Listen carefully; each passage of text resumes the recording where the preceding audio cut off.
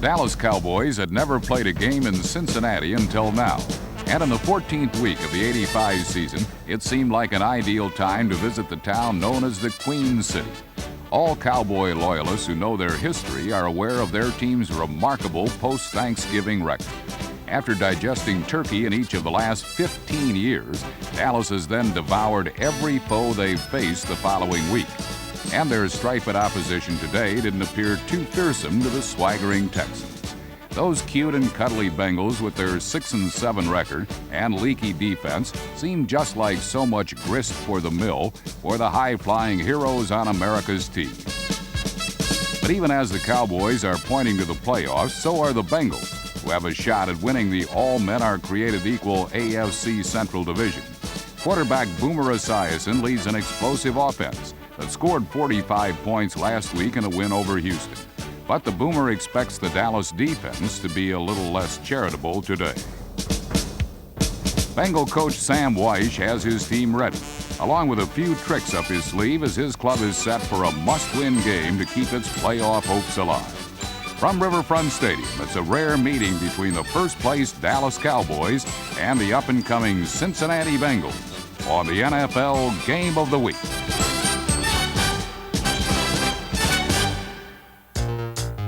The handwriting was literally on the wall for the Cowboys at the outset of the game.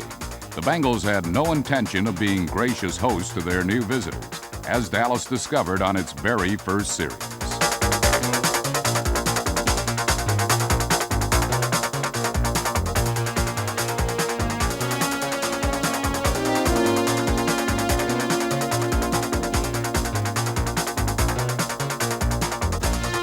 A disastrous fumble pushed the Pokes back towards their end zone, where they were then firmly planted on the very next play.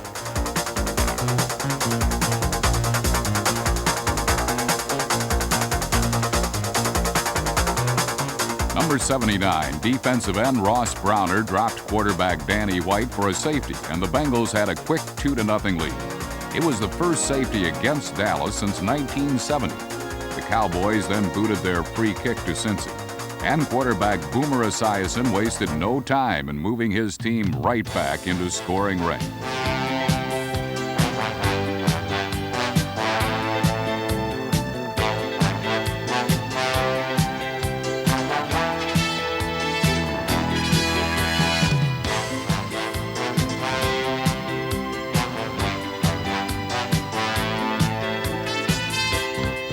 Number 21, James Brooks, ripped off this 32-yard gain thanks to a fake double reverse that badly fooled the Cowboys.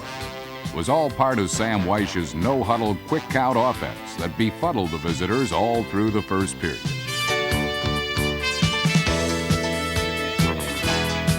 Cincinnati ended the drive with number 28, Larry Kinnebrew, bulling the final 3 yards for the score to make it 9-0.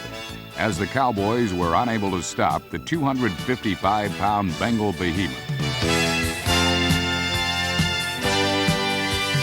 The quick Cincinnati onslaught had clearly upset the timing of the computerized Cowboys, who found themselves trailing by 9 with less than 5 minutes gone in the first quarter. But Danny White knew that a solid, sustained drive that ate up the clock and kept the ball out of Bengal paws could cool off the torrid home team. Unfortunately for the Cowboys, the first of several costly turnovers short-circuited all such plans.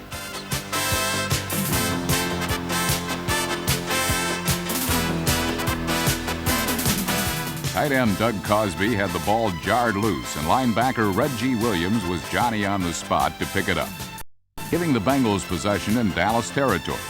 Then the Boomer launched another salvo from his rocket left arm. This one a scoring strike to wide receiver Eddie Brown, number 81.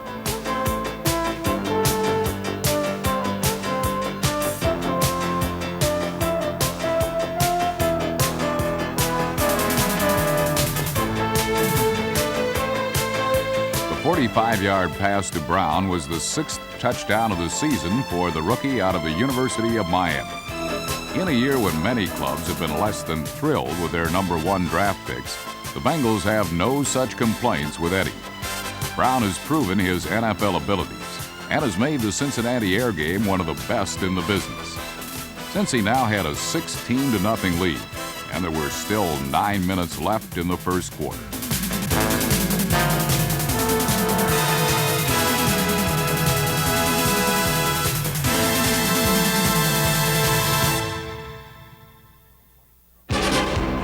Danny White's troubles were just beginning as the lightly regarded Bengal pass rush belied its reputation by putting on constant pressure.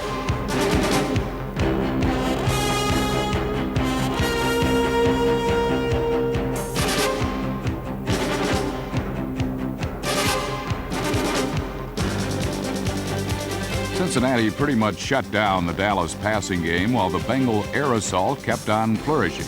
Esiason avoided the tough Cowboy front line by rolling out, then continuing to find Eddie Brown for important completions.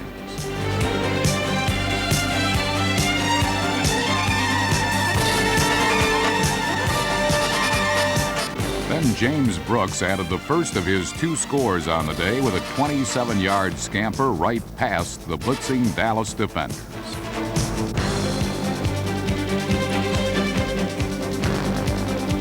The touchdown worked because Brooks lined up closer than normal for the handoff. Dallas was shooting its defensive backs on an all-out blitz, leaving no one to tackle the speedy Brooks, who broke the contain and was home free.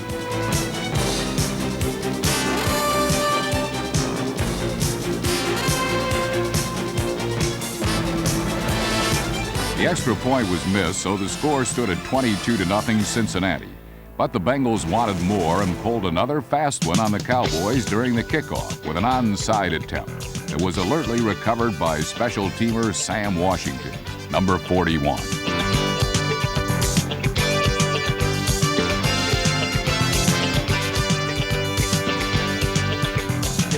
Hardly a Cowboy was in sight as the Bengals had snookered their visitors once again.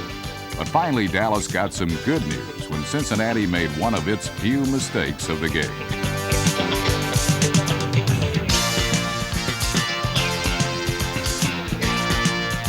Everson Walls forced a fumble, and number 56 Eugene Lockhart scooped it up to halt yet another Bengal drive.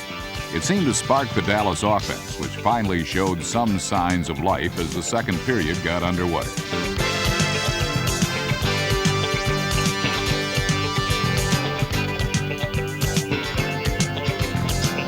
But just when Dallas was closing in on a score, they self-destructed again as White's pass for fullback Timmy Newsom never got to its intended target.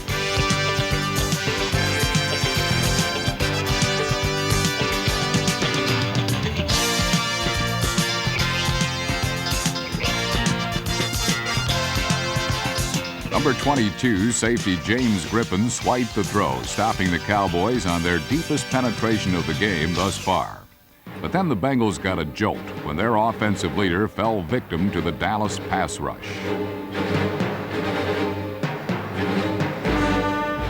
Esiason was injured and would be lost to the Bengals for the rest of the half, although he would return for period 3. In the meantime, his replacement backup Turk Schonert stepped in and appeared to move the club efficiently on his first few plays.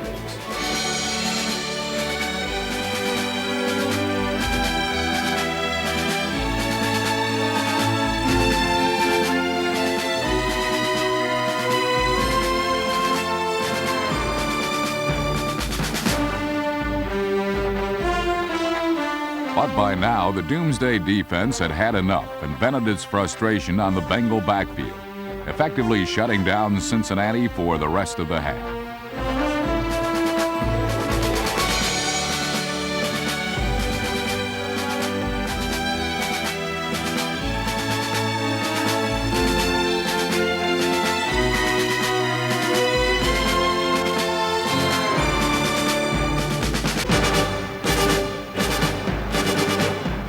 James Brooks' fumble was recovered by Michael Downs, number 26. And although the Cowboys didn't cash in immediately, this recovery did give them eventual field position to mount a drive just before the period ended. A completion to Tony Hill was followed by a good run from Tony Dorsett.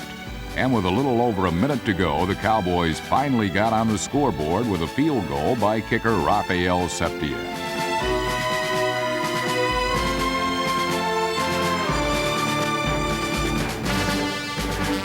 The half ended with the favored Cowboys trailing badly 22-3. Dallas had expected this would be a tough game, playing in a town with a team that was new to them. But not even in their worst nightmares have they expected the Bengals to be this nasty. Unfortunately for Dallas, more rude treatment was just ahead. Those soft and cuddly Bengals were not looking quite so cute now.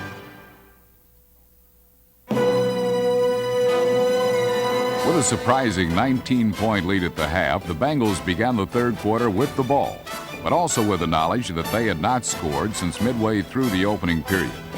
Boomer Esiason was now back at quarterback, and it didn't take long for the poised southpaw to get Cincinnati back in the end zone.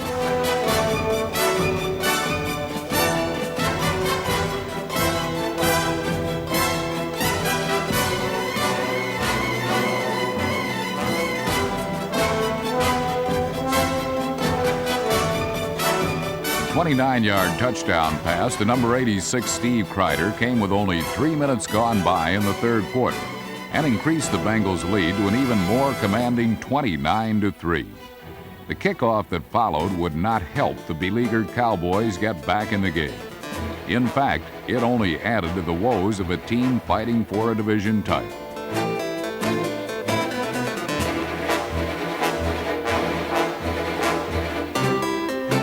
Dallas razzle-dazzle backfired when Victor Scott fumbled deep in Cowboy territory, and the ball was recovered by the Bengals' Sam Washington, number 41.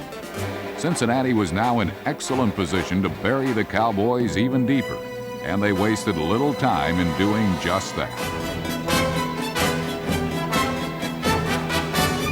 2 plays later, James Brooks scored his second touchdown of the game, and the Bengals were plain and simply destroying the Cowboys. Early in the third quarter, it was Cincinnati 36 and Dallas 3.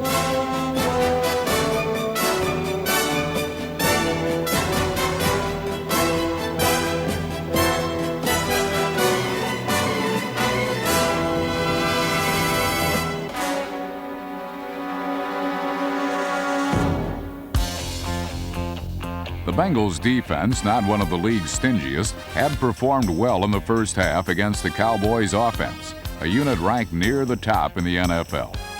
With a reasonably safe 36-3 lead, all Cincinnati was concerned about was preventing quick scores that would allow Dallas to get back in the game and gain momentum. So these short passes to Tony Dorsett, number 33, posed no real threat to the Bengals defense.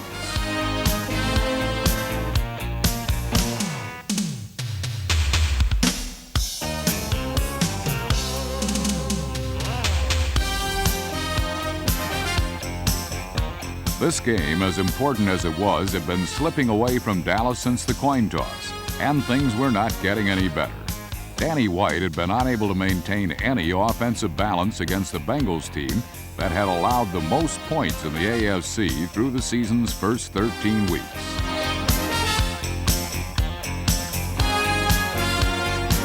Finally, Dallas crossed the goal line. Midway through the third quarter, White hit Mike Renfro, number 82, for a 9-yard score, and the Cowboys had emerged from the depths of offensive despair.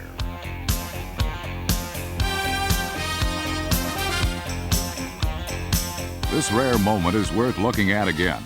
It is not too often that the Cowboys go through 2.5 quarters without scoring a touchdown, but against Cincinnati, their offense had self-destructed. All this score did was cut the Bengals' lead to 26.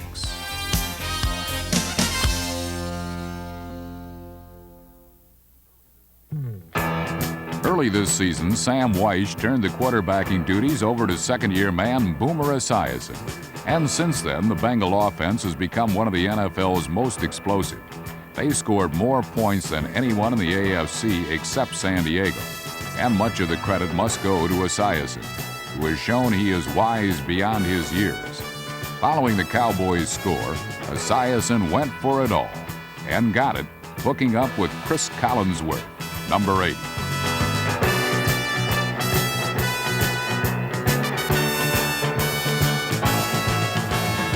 The 59-yard touchdown was Esiason's third scoring pass of the game, and it set a new Bengal record. For the 6th time this season, the sophomore southpaw has thrown 3 touchdown passes in a game, something no other Cincinnati quarterback has ever accomplished before.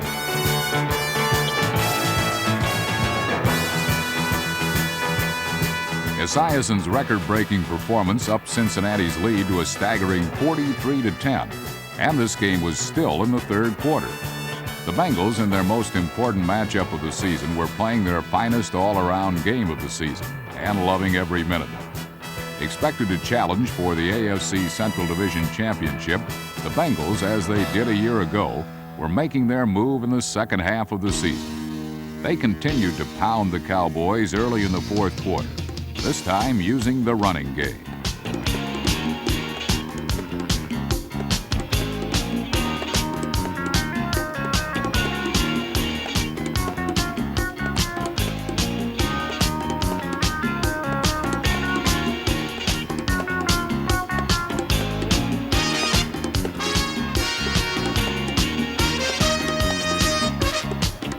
This run by Charles Alexander was ruled a touchdown, and it was now 50-10. The Bengals were not slowing down at all. In a must game for both Cincinnati and Dallas, it was the Bengals who were mentally and physically prepared, not the Cowboys.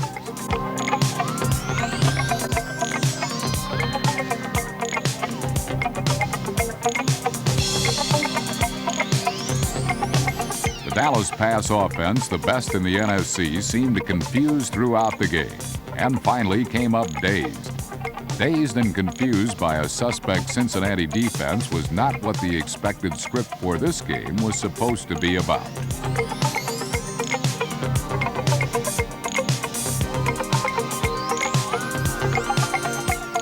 The Cowboys, with 9 days to prepare for this game and in the midst of a tough battle for first place with the New York Giants in the NFC East, had come up empty.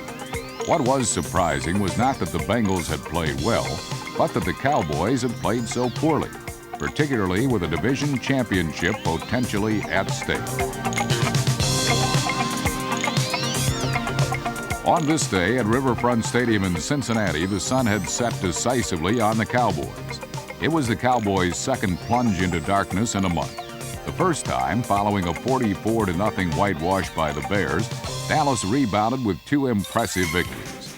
Perhaps the only positive sign on this day was that the Cowboys were still playing hard in the fourth quarter, and in fact, scored twice to end a dreadful performance on somewhat of an up note.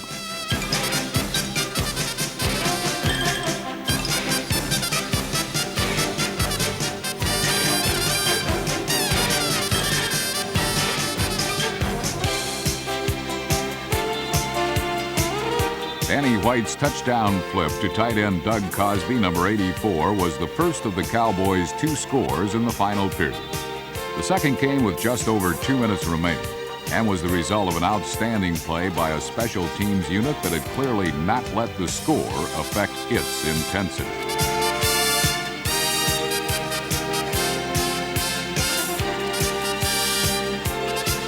Number 59, Jesse Penn, raised 46 yards with the blocked punt, and the Cowboys had rallied in the final moments to try to make the game somewhat respectable. From the Cowboy perspective, the final of 50-24 was not pleasing, respectable or not. On the other hand, for Cincinnati fans and all other species whose animalistic urges lean toward the Bengals, it was a day for dancing in the streets.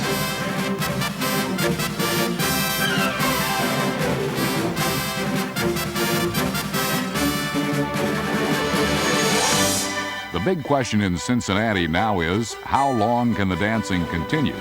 A year ago, the Bengals won their final 4 games, but the dancing ended at midnight when they fell a game short of the playoff ball. Once again in 1985, their playoff fate might not be in their own hands, but that concern remains a couple of weeks away.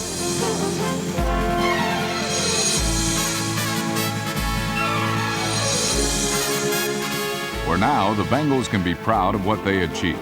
They thoroughly and convincingly defeated a strong Dallas Cowboy team in a game they had to win, a tribute to the work of head coach Sam Wyche. In the second half of this 1985 season, the Bengals have emerged as one of the NFL's toughest teams. The final 2 weeks will determine their fate. This Sunday, they travel to Washington for another must game against an NFC East opponent.